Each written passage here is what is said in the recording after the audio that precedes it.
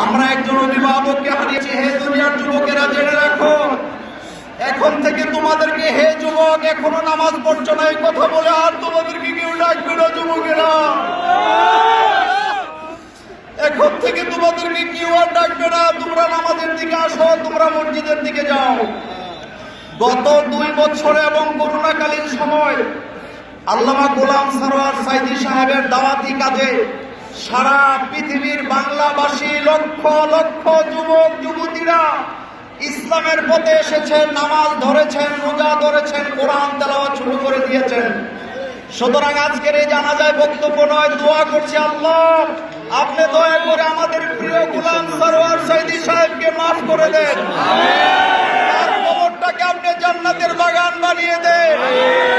এই আড়াইবাড়ি দরবার, আড়াইবাড়ি মাদ্রাসাকে আমরা আপনার হাতে সুপর্দ করে দিলাম। আল্লাহ গোলাম সরোয়ার সাইদি সাহেবের মতো একজন যোগ্য অভিভাবক আপনি তৈরি করে দেন। আল্লাহ গোলাম সরোয়ার সাইদি সাহেবের যে সন্তানরা আছেন, আল্লাহ এই সন্তানগুলি আজকে এতিম হয়ে গিয়েছেন, এই এতিমদের জন্য আমরা দোয়া করছি, আল্লাহ আপনি তাদেরকে সাহায্য দেন।